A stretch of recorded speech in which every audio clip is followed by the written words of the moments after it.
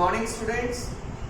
Previous class के अंदर हमने एटॉमिक साइज जो था उसका ट्रेंड देखा था, ठीक है। आयनाइजेशन एंथैल्पी का ट्रेंड हमने देखा था कि ग्रुप वाइज अगर हम चलते हैं या पीरियड के लॉन्ग अगर हम मूव करते हैं तो उसकी एटॉमिक साइज में उसकी आयनाइजेशन एंथैल्पी में क्या चेंज आता है, कहाँ इंक्रीज होती है, कहाँ डिक्रीज होती है, कहाँ एक्सेप्शन है, ये भी हमने देखा। आयनाइजेशन एंथैल्पी की अगर हम बात करें, इससे रिलेटेड और अगर हम कुछ पॉइंट्स देखें आयनाइजेशन एंथैल्पी जो कल रह गए थे, क्या कि आयनाइजेशन एंथैल्पी जो है किसी भी एलिमेंट जो फर्स्ट आयनाइजेशन एंथैल्पी वो हमेशा कम होगी सेकंड आयनाइजेशन एंथैल्पी से। क्या है फर्स्ट, क्या है सेकंड। सपोज करो आपके पास कोई एलिमेंट है ए, एक इलेक्ट्रॉन हमने इसमें से रिमूव किया, एक इलेक्ट्रॉन निकाल दिया, तो यहाँ एक इलेक्ट्रॉन को निकालने के लिए जो एनर्जी लगेगी वो फर्स्ट आयनाइजेशन है। अब ये जो ए पॉजिटिव है इसमें से मैं एक इलेक्ट्रॉन और रिमूव कर देता हूँ, तो अब इस पे कैसा चार्ज आएगा, 2 पॉजिटिव। कैसा चार्ज आएगा, 2 पॉजिटिव। और यहाँ जो आयनाइजेशन एनर्जी लगेगी उसको मैं आयनाइजेशन एंथैल्पी 2 कह रहा हूँ, आई, या आयनाइजेशन एंथैल्पी फर्स्ट या आयनाइजेशन एंथैल्पी सेकंड। मतलब सेकंड इलेक्ट्रॉन को निकालने के लिए कितनी एनर्जी लगेगी, ये सेम नहीं है ना, होगी कभी। आयनाइजेशन एंथैल्पी जो सेकंड है वो हमेशा फर्स्ट से ज्यादा रहेगी। थर्ड की अगर बात करें तो थर्ड इससे भी ज्यादा रहेगी, फोर्थ उससे भी ज्यादा रहेगी। तो जो सक्सेसिव आयनाइजेशन एंथैल्पीज है वो हमेशा इंक्रीज होती जाएंगी, कभी भी कम नहीं। एक तो ये बात आपको अच्छे से याद है, ठीक है, कि first ionization enthalpy is always lower than the second. और आयनाइजेशन एंथैल्पी को कुछ फैक्टर्स जो है वो अफेक्ट भी करते हैं। क्या, इलेक्ट्रॉनिक कॉन्फ़िगरेशन। अगर हम देखें क्या है इलेक्ट्रॉनिक कॉन्फ़िगरेशन, एक तो हमने देखा था न्यूक्लियर चार्ज की, अगर न्यूक्लियर चार्ज इंक्रीज हो गया, आज हम उसको देखेंगे।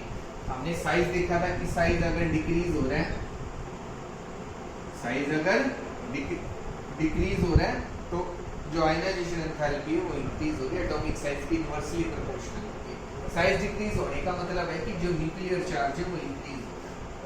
न्यूक्लियर चार्ज क्या हो रहा है, इंक्रीज। तो न्यूक्लियर चार्ज बढ़ेगा, आयनाइजेशन एंथैल्पी भी बढ़ेगी, इसको आज लिखेंगे। तो अगर इलेक्ट्रॉनिक कॉन्फ़िगरेशन की हम बात करें, half filled and fully filled electronic configuration and fully filled electronic configurations elements, ये हम इस तरीके से लिख सकते हैं, elements having half filled and fully filled electronic configurations have high ionization enthalpy,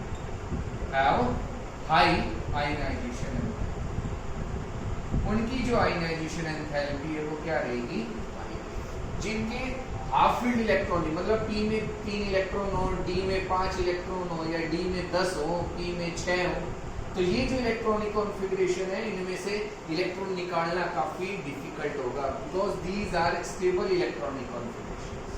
stable जब इलेक्ट्रॉनिक कॉन्फ़िगरेशन है तो उसको अनस्टेबल बनाने के लिए हमें ज्यादा एनर्जी लगेगी।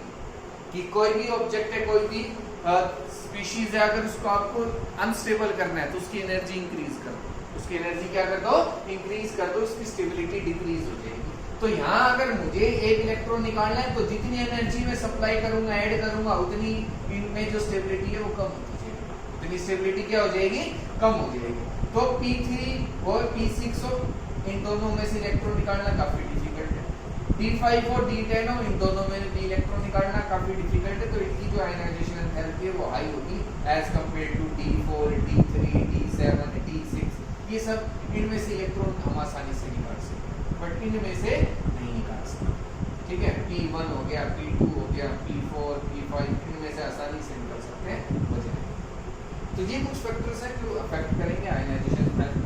न्यूक्लियर चार्ज का मैंने बताया है कि nuclear charge is directly proportional to ionization enthalpy. As nuclear charge increases, ionization enthalpy nuclear charge का मतलब है कि न्यूक्लियस की जो पावर है लास्ट इलेक्ट्रॉन पे वो बढ़ रही है, तो जितना फोर्स ऑफ अट्रैक्शन होगी न्यूक्लियस और लास्ट इलेक्ट्रॉन के बीच में, ये फोर्स ऑफ अट्रैक्शन जितनी इंक्रीज होती जाएगी उतनी तो ज्यादा हमें फोर्स लगानी पड़ेगी उसको अलग करने के लिए, तो आयनाइजेशन एंथैल्पी क्या हो जाएगी, ठीक है। तो ये कुछ फैक्टर्स थे जो आपको पता होने चाहिए कि ये कैसे इफेक्ट करते हैं आयनाइजेशन। आज हम पढ़ेंगे इलेक्ट्रॉन गेन एंथैल्पी क्या होती है। नेक्स्ट प्रॉपर्टी की अगर हम बात करें तो वो है हमारे पास इलेक्ट्रॉन गेन एंथैल्पी। क्या है इलेक्ट्रॉन गेन एंथैल्पी? ये क्या होती है? अमाउंट ऑफ एनर्जी रिलीज्ड और absorbed when an isolated gaseous atom accepts an electron to form a negative ion. To form a negative ion is called electron gain. आपके पास energy release और absorb दोनों हो सकती है। हमने आयनाइजेशन एंथैल्पी में पढ़ा था अमाउंट ऑफ एनर्जी रिक्वायर्ड, मतलब हमें चाहिए, हम एनर्जी सप्लाई करेंगे, एनर्जी एब्सॉर्ब होगी आपकी, ठीक है। और यहाँ मतलब जो आपके पास आयनाइजेशन एंथैल्पी थी वो पॉजिटिव रहेगी, कैसी रहेगी? हमेशा पॉजिटिव रहेगी। हम एनर्जी सप्लाई करेंगे एक इलेक्ट्रॉन निकालने के लिए। और इलेक्ट्रॉन गेन एंथैल्पी जो है आपके पास, ठीक है, इसको इस तरीके से लिखेंगे इलेक्ट्रॉन गेन एंथैल्पी। ये आपके पास पॉजिटिव भी हो सकती है और नेगेटिव भी हो सकती है, ठीक है। पॉजिटिव भी हो सकती है और नेगेटिव भी हो सकती है। मोस्टली जो एलिमेंट्स हैं मोस्टली तो नेगेटिव है, ठीक है। मोस्टली एलिमेंट्स के लिए कैसी रहेगी? नेगेटिव। नेगेटिव का मतलब है एनर्जी रिलीज, एनर्जी क्या होगी? रिलीज। कि जब हम एक एक्स्ट्रा इलेक्ट्रॉन ऐड करेंगे तो एनर्जी क्या हो जाएगी? रिलीज। और पॉजिटिव का मतलब है कि जब हम एक एक्स्ट्रा इलेक्ट्रॉन ऐड कर रहे हैं तो एनर्जी क्या हो रही है? एब्सॉर्ब हो रही है। एनर्जी क्या हो रही है? एब्सॉर्ब हो रही है। हमें एनर्जी सप्लाई करनी पड़ेगी और यहाँ एनर्जी जो है वो सप्लाई करने की जरूरत नहीं है, खुद बात हो रही है। तो जब एक इलेक्ट्रॉन हम ऐड करेंगे किसी भी एलिमेंट में तो एनर्जी रिलीज भी हो सकती है और एब्सॉर्ब भी। मोस्टली क्या होती है? रिलीज ही। मोस्टली क्या होती है? रिलीज ही। अब क्या ट्रेंड रहेगा या किस पे इलेक्ट्रॉन गेन एंथैल्पी डिपेंड करेगी? अगर हम देखिए इलेक्ट्रॉन गेन एंथैल्पी कौन कौन से फैक्टर्स पे डिपेंड करेगी, तो वो हमारे पास हो सकते हैं एटॉमिक साइज, क्या हो सकता है? एटॉमिक साइज फर्स्ट जो फैक्टर। एटॉमिक साइज जो है इलेक्ट्रॉन गेन एंथैल्पी जो है becomes less negative as size increases, as size increases। अब हम जो इलेक्ट्रॉन गेन एंथैल्पी है उसकी हम इसी तरीके से बात करेंगे कि वो लेस नेगेटिव हो रही है, लेस पॉजिटिव हो रही है। क्या चीज है? हम ये नहीं कहेंगे कि इंक्रीज हो रही है, डिक्रीज हो रही है। हम बात करेंगे लेस नेगेटिव, मोर नेगेटिव या लेस पॉजिटिव, मोर पॉजिटिव, इसी तरह, ठीक है। अब देखो लेस नेगेटिव का मतलब है कि आपके पास पहले -100 था और अब -50 हो गया। कितना हो गया? -50। It becomes less negative, it becomes less negative. -40, -30, -10 मतलब कम होता जा रहा है। नेगेटिव जो वैल्यू है वो क्या होती जा रही है? कम होती जा रही है। अब नेगेटिव वैल्यू कम होने का मतलब क्या है ये समझना है कि यहाँ 100 किलो जूल एनर्जी जो है वो रिलीज होती है, यहाँ 50 किलो जूल एनर्जी रिलीज हो रही है और यहाँ 40 किलो जूल एनर्जी। अब एनर्जी कम रिलीज हो रही है, नीचे जा रहे हैं, ठीक है। इसका मतलब क्या है कि जितना हम नीचे जा रहे हैं उतनी एनर्जी कम रिलीज हो रही है। इसमें बात कर रहा हूँ, अभी मैंने ग्रुप के लिए और पीरियड के लिए नहीं बताया क्या, ठीक है। तो आपके पास जो इलेक्ट्रॉन गेन एंथैल्पी है आप देख रहे हैं यहाँ कम होती जा रही है। इट बिकम्स लेस नेगेटिव, मतलब कम एनर्जी रिलीज। और कम एनर्जी रिलीज होने का मतलब है कि जो स्टेबिलिटी है वो भी कम होती जाएगी। जितनी ज्यादा एनर्जी बाहर निकलेगी उतनी स्टेबिलिटी आएगी किसी भी एलिमेंट के अंदर, कंपाउंड के अंदर। तो यहाँ स्टेबिलिटी, यहाँ एनर्जी कम रिलीज हो रही है तो इसका मतलब स्टेबिलिटी कम आ रही है। स्टेबिलिटी भी क्या आ रही है? कम आ रही है। तो मैंने क्या कहा कि जब साइज इंक्रीज हो रहा है, या इंक्रीज हो रहा है, जब साइज इंक्रीज हो रहा है तो जो इलेक्ट्रॉन गेन एंथैल्पी है इट बिकम्स लेस नेगेटिव, मतलब साइज बड़ा होता जाएगा, स्टेबिलिटी उतनी ही कम होती जाएगी, स्टेबिलिटी उतनी क्या होती जाएगी, कम होती जाएगी। ऐसा क्यों? देखो ये न्यूक्लियस और ये इलेक्ट्रॉन जो हमने ऐड कर, न्यूक्लियस और ये इलेक्ट्रॉन जो हमने ऐड, अब इस न्यूक्लियस और इस इलेक्ट्रॉन के बीच में डिस्टेंस कम है, यहाँ डिस्टेंस ज्यादा है। जब डिस्टेंस ज्यादा हो गया तो इनके बीच में जो फोर्स ऑफ अट्रैक्शन है वो कैसी रहेगी, वीक रहेगी, और यहाँ जो फोर्स ऑफ अट्रैक्शन है वो कैसी रहेगी, स्ट्रॉन्ग। जब स्ट्रॉन्ग फोर्स ऑफ अट्रैक्शन है तो मतलब यहाँ स्टेबिलिटी क्या आपके पास ज्यादा है, और यहाँ फोर्स ऑफ अट्रैक्शन वीक है, कम है, तो इसका मतलब यहाँ स्टेबिलिटी क्या है, लेस, कम है स्टेबिलिटी, यहाँ मोर स्टेबिलिटी।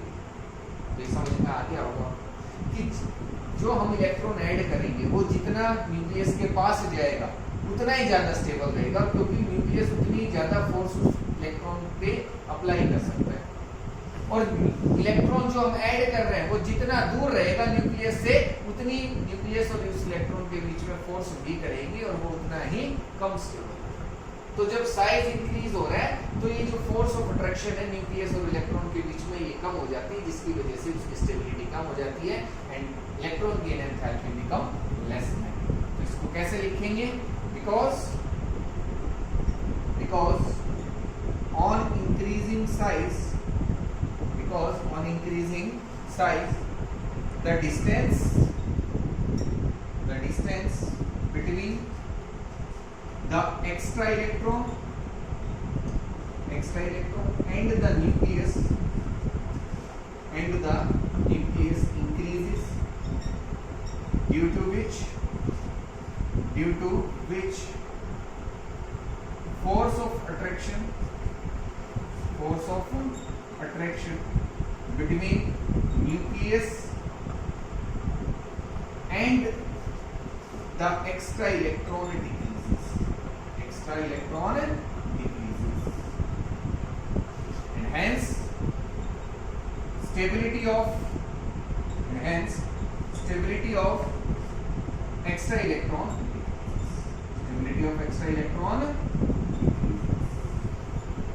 जो स्टेबिलिटी है एक्स्ट्रा इलेक्ट्रॉन की जो हम ऐड कर रहे हैं उसकी स्टेबिलिटी क्या हो जाएगी, कम, उसकी स्टेबिलिटी क्या हो जाएगी, कम। तो इस तरीके से एटॉमिक साइज पे इलेक्ट्रॉन गेन एंथैल्पी डिपेंड है, ठीक है। नेक्स्ट फैक्टर की अगर हम बात करें तो वो है हमारे पास न्यूक्लियर चार्ज। क्या है, न्यूक्लियर चार्ज। तो इलेक्ट्रॉन गेन है, देखो जितना न्यूक्लियर चार्ज बढ़ेगा electron gain enthalpy become more negative as nuclear charge increases,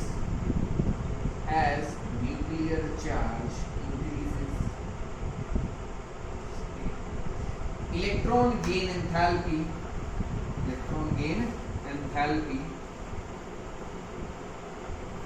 becomes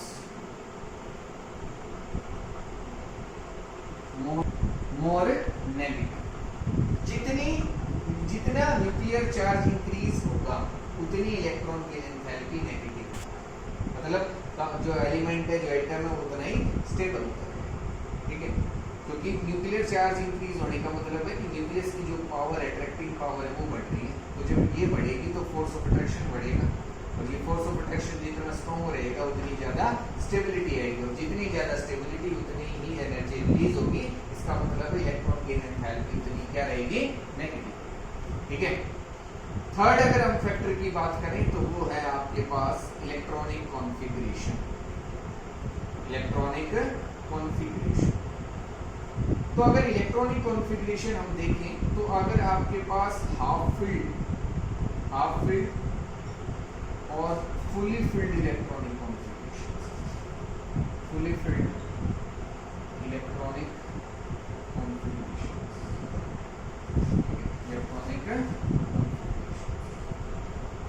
अगर ये है आपके पास तो electron gain enthalpy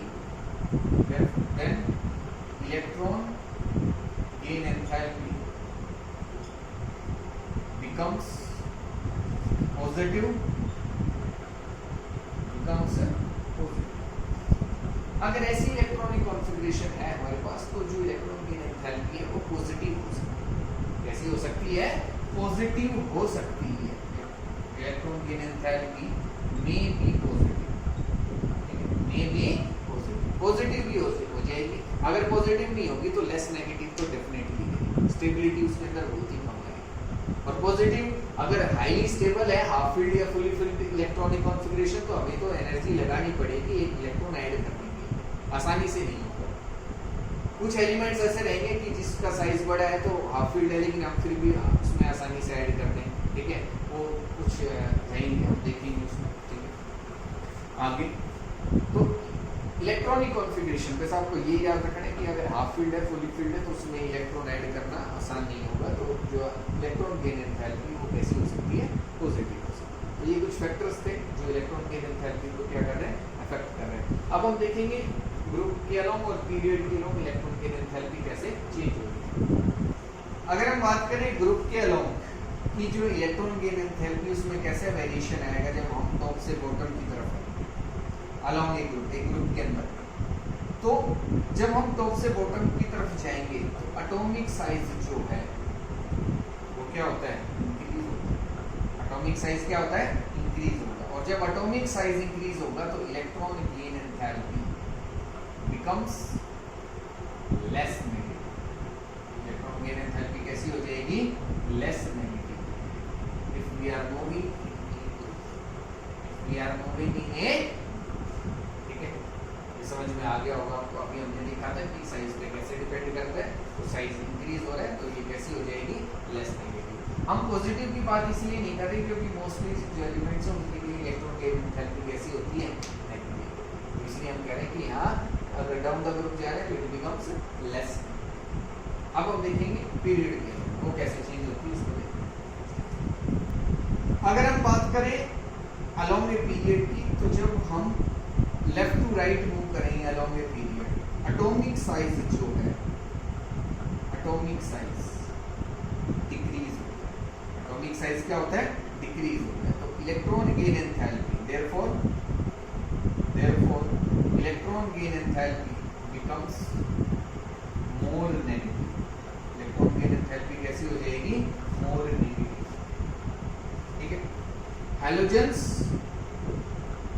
have highest negative value of electron gain enthalpy. जो हैलोजेंस हैं किसी भी ग्रुप की अगर हम किसी भी पीरियड की अगर हम बात करें तो लास्ट में फर्स्ट से जाएंगे और 17 पे पहुंचेंगे। 17 में होते हैं हैलोजेंस आपके पास। तो यहाँ जाएंगे, जो हैलोजेंस होंगे किसी भी पीरियड के अलोंग, हैलोजेंस की जो इलेक्ट्रॉन गेन एंथैल्पी है वो सबसे ज्यादा नेगेटिव होती है। मतलब उनकी सबसे ज्यादा टेंडेंसी इलेक्ट्रॉन्स को एक्सेप्ट करने की, सबसे ज्यादा टेंडेंसी है इलेक्ट्रॉन्स को एक्सेप्ट करने की।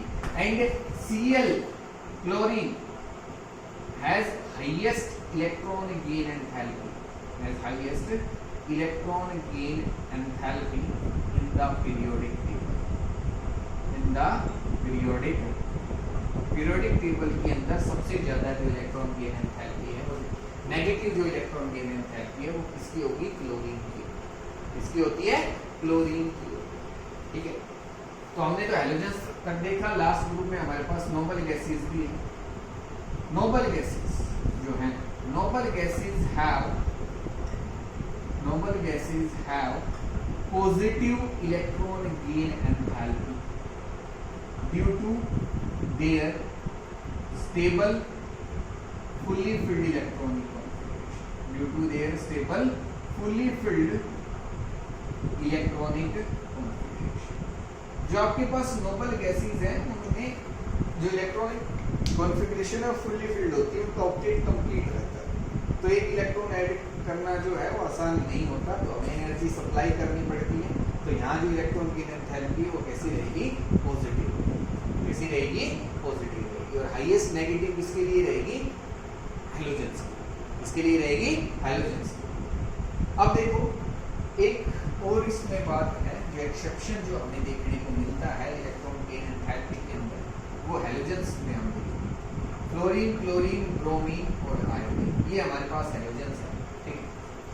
अगर हम टॉप से बॉटम की तरफ जा रहे हैं तो एटॉमिक साइज जो है वो तो इंक्रीज हो रहा है, तो electron gain enthalpy becomes less negative. ये कैसी हो जानी चाहिए, कम हो जानी चाहिए, ऐसा ही होगा। Iodine has negative lower negative electron gain enthalpy, सबसे कम इसी की होगी lowest negative electron gain enthalpy, उसके बाद ब्रोमीन, फिर फ्लोरीन और उसके बाद क्लोरीन। सबसे बड़ा साइज आयोडीन का है तो इसकी इलेक्ट्रॉन गेन एंथैल्पी नेगेटिव में सबसे कम है, फिर ब्रोमीन की, फिर क्लोरीन की होनी चाहिए थी, और फिर सबसे ज्यादा जो नेगेटिव वैल्यू है वो फ्लोरीन के लिए होनी चाहिए थी, लेकिन ऐसा नहीं होता, मैंने क्लोरीन ही लिखा है। ठीक है, आप इस तरीके से लिख सकते हो कि क्लोरीन और फ्लोरीन, ये था हमारे पास एक्सपेक्टेड, ये ऐसा होना चाहिए था, क्योंकि इधर क्या हो रहा है, एटॉमिक साइज डिक्रीज हो रहा है, एटॉमिक साइज क्या हो रहा है, डिक्रीज हो रहा है, और जब एटॉमिक साइज डिक्रीज होगा तो electron gain enthalpy becomes more negative. लेकिन जो एक्चुअल जो रिजल्ट था, जो एक्चुअल जो हमारे पास होता है उसमें आयोडीन सबसे कम, फिर ब्रोमीन, फिर फ्लोरीन और फिर। अब ये ऐसा क्यों हो रहा है, ये एक्सेप्शन हमें क्यों देखने को मिला है, उसका रीजन देखते हैं। फ्लोरीन और क्लोरीन, फ्लोरीन का एटॉमिक नंबर होता है 9, क्लोरीन का होता है 17, इसकी इलेक्ट्रॉनिक कॉन्फ़िगरेशन 27, इसकी 287, सिंपली मैं लिख रहा हूं। इसमें 2 शेल है, उसमें कितने शेल हैं, 3 है, तो देखो फर्स्ट और ये सेकंड, इसके अंदर फर्स्ट, सेकंड और ये, ठीक है, सेकंड, फर्स्ट, सेकंड और 3 शेल। इसके अंदर है हमारे पास 7 इलेक्ट्रॉन, कितने इलेक्ट्रॉन्स हैं, 7 इलेक्ट्रॉन्स, और यहाँ भी 7 है, यहाँ भी कितने इलेक्ट्रॉन्स हैं, 7 इलेक्ट्रॉन्स, आउटर मोस्ट शेल। ठीक है, अब हम क्या कर रहे हैं, एक इलेक्ट्रॉन ऐड कर रहे हैं फ्लोरीन के अंदर, तो मैंने जब एक इलेक्ट्रॉन इसके अंदर ऐड किया और एक इलेक्ट्रॉन किसके अंदर ऐड कर दिया, मैंने क्लोरीन के अंदर, ये जो स्टार है उससे मैं जो एक्स्ट्रा इलेक्ट्रॉन है उसको रिप्रेजेंट कर रहा हूं। तो देखो अब क्या होगा कि इसका अगर साइज कम है तो ये जो डिस्टेंस है इलेक्ट्रॉन्स के बीच में ये भी कम रहेगी, और ये जितनी कम रहेगी उतनी ज्यादा रिपल्शन होगी इन इलेक्ट्रॉन्स के बीच में, क्योंकि ये भी नेगेटिवली चार्ज है और ये भी कैसा चार्ज है, नेगेटिवली चार्ज, तो इनके बीच में जो रिपल्शन है वो मैक्सिमम रहेगी। लेकिन जब हम क्लोरीन में जाएंगे तो ये जो डिस्टेंस है, अब ये जो शेल है इसका साइज इंक्रीज हो गया, जब शेल का साइज इंक्रीज हो गया तो इलेक्ट्रॉन्स दूर दूर है। अब मैं एक इलेक्ट्रॉन अगर इसमें ऐड कर देता हूं तो इनके बीच में अब उतनी रिपल्शन नहीं हो रही है जितनी यहाँ हो रही है। ठीक है, इसको यहाँ दिखा दो, कहीं भी दिखा दो, कोई दिक्कत नहीं। तो यहाँ जितनी रिपल्शन हो रही थी अब उतनी रिपल्शन इसमें नहीं होगी, और ये रिपल्शन अगर कम होगी तो इसमें स्टेबिलिटी क्या होगी, ज्यादा, इसमें स्टेबिलिटी क्या होगी, ज्यादा होगी, किसमें, क्लोरीन में बजाय फ्लोरीन। तो फ्लोरीन में ये रिपल्शन एक इलेक्ट्रॉन ऐड करने पे इतनी ज्यादा हो जाती है कि इसकी स्टेबिलिटी को कम कर देती है, इसकी स्टेबिलिटी को क्या कर देती है, कम, और वो किससे कम हो जाती है, क्लोरीन से, किससे कम हो जाती है, क्लोरीन से। तो इसको आप कैसे लिखोगे, on addition of an extra electron in fluorine atom, on addition of an extra electron in fluorine atom increases the inter-electronic repulsions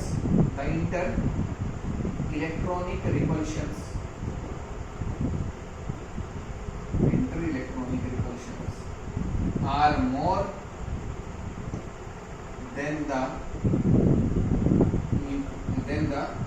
attractive forces, due to which the stability of extra electron decreases, whereas the extra electron in chlorine is more stable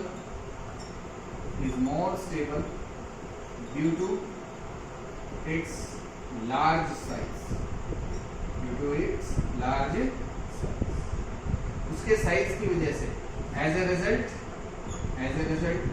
inter electronic repulsions